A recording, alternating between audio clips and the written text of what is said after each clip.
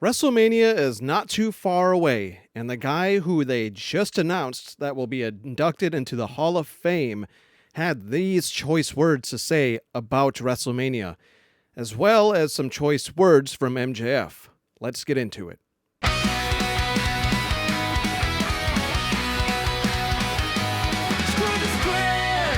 Welcome back, everybody, to Screw the Script. I'm your host, as always, Maverick here. Thanks for joining me, as always, this Wednesday. You guys will be watching this probably after Dynamite goes off the air. We'll get to AEW stuff in a few minutes, but let's quick go over some WWE stuff that I really want to talk about. The main big thing that happened 2 days ago on Monday Night Raw, we saw AJ Styles actually have a pretty decent farewell retirement speech, presentation, segment, whatever you want to call it. It was done pretty well, actually, for WWE standards. Much better than him losing at Saudi Arabia. This was the much more proper send-off for AJ Styles, the phenomenal one. However, even though they surprised him, is what it seems like anyways, that it was a genuine surprise, AJ Styles being inducted into the Hall of Fame this year, he had some pretty damn choice words about WrestleMania itself. Take a look right up here. He goes on to say that WrestleMania has lost its luster. That's putting it lightly. Obviously, he's not going to go off on the company that literally just announced that they're going to induct him into the Hall of Fame. However, I think we all know what he really means deep down inside. Q&A on WWE Raw's Recap podcast, Styles was asked why he chose to retire at the Royal Rumble instead of holding out a few months to end his career at WrestleMania. He says, WrestleMania, listen, I'm sorry to say, used to be the most prestigious PLE or pay-per-view, whatever you want to call it. But for me, it's kind of lost its luster a little bit, Styles said. But as far as the Royal Rumble, well, that's special to me because that's where I made my debut. So to be able to end where I started, that's poetic. I agree with that last sentence. I think it did make sense for him to end his career in WWE exactly 10 years later, at the same event that he debuted at in 2016. But let's not look past the choice words that he had on WrestleMania. Styles kept it PG, but the way I say it, he knows that WrestleMania is a fucking shit show, and this year especially, which we're going on to next in this video, WrestleMania season. I know I touched on it the last video, but we got some more news, sort of backs what I'm saying about WrestleMania being so lackluster this year, so underwhelming. There ain't shit for WrestleMania that I care about right now, and it got even worse. Right up there, Bronson Reed tore his pec on Raw.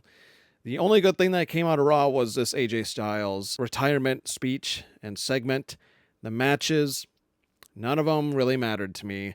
Bronson Reed, like I just said a second ago, tore his pec. They quickly finished the match with Jey Uso going on to win.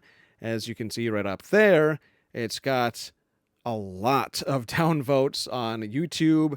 There's a website out there that you can use to post any link to any video on, and you can see the likes and dislikes. YouTube doesn't show dislikes. I can see my own dislikes for my channel, but only as myself, unless you copy the URL for a video and send it in this website. It will tell you it's accurate because I've tried it with my own channel, and it's pretty much spot on. It's kind of delayed. It's a little slower in receiving the likes and dislikes, but you get the point.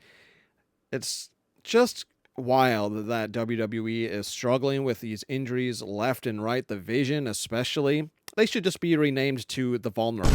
That's the better V word for them because every single original member of the Vision is injured now. All they have is Austin Theory and Logan Paul.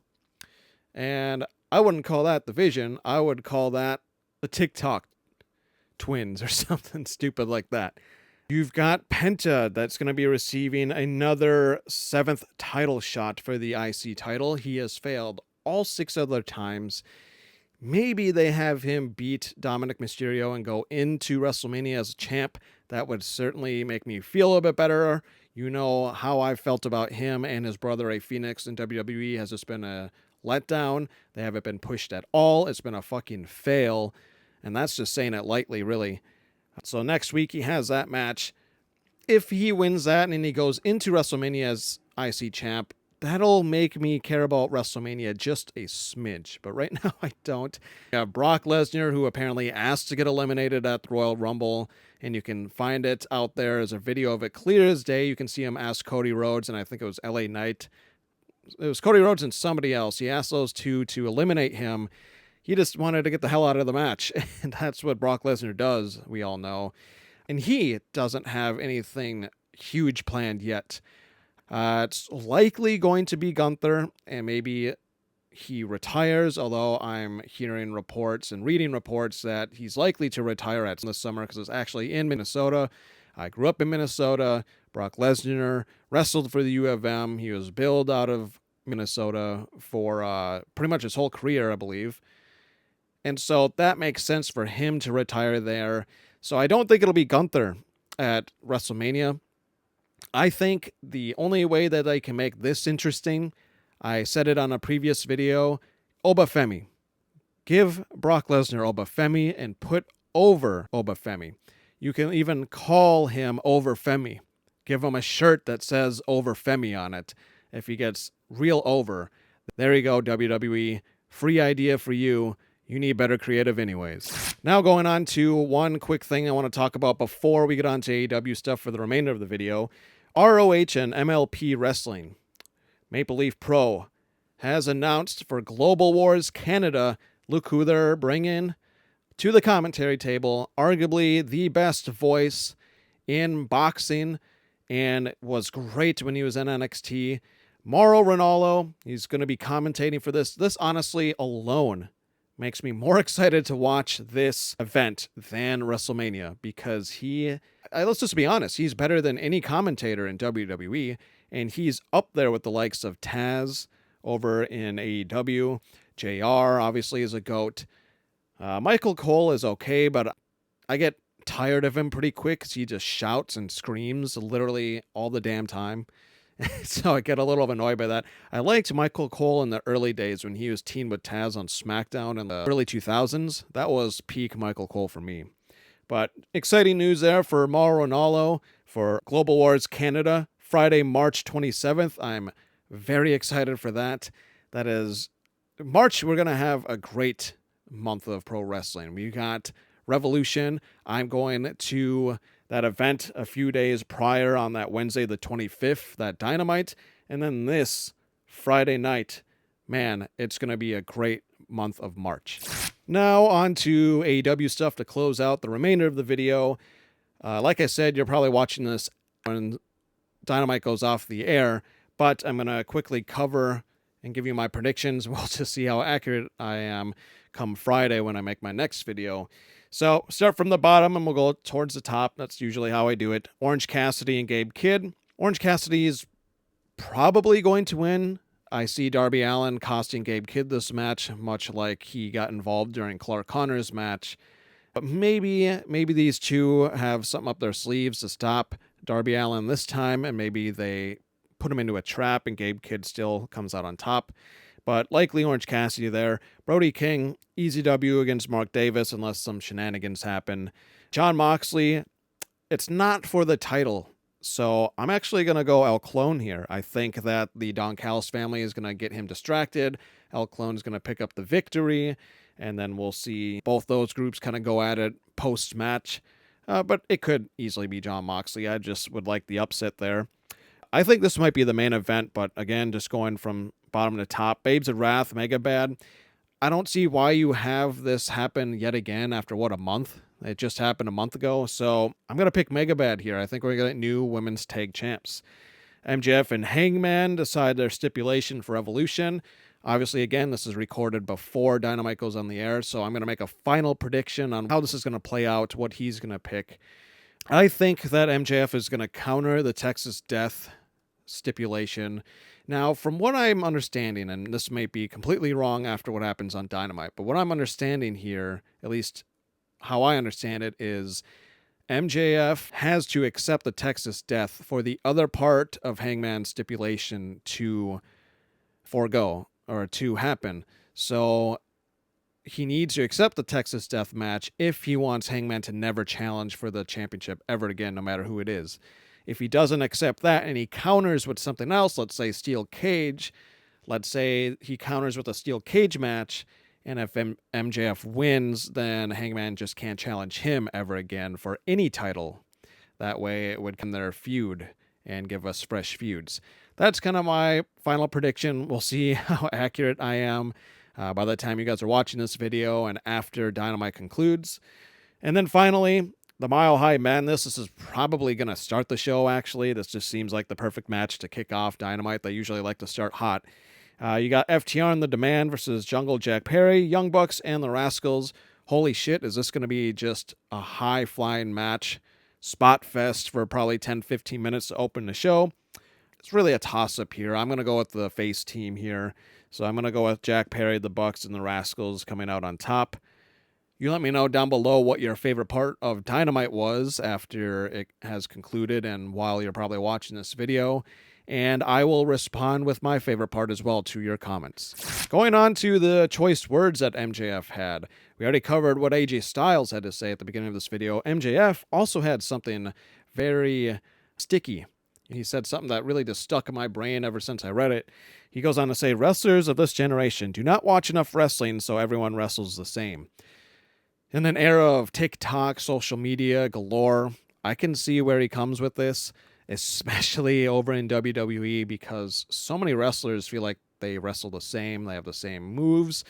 I've said in a previous video that Braun Breaker honestly feels like a carbon copy of young Roman Reigns. He's just a spear and one other move. Roman Reigns was just a spear and a Superman punch. Braun Breaker is just a spear and in that top rope move that he does. I always forget what it's called or what it is that he does, but that's really about it. And that's Braun Breaker is basically Roman Reigns 2.0. And so many others. That's just an example, really, that kind of feel that way in WWE.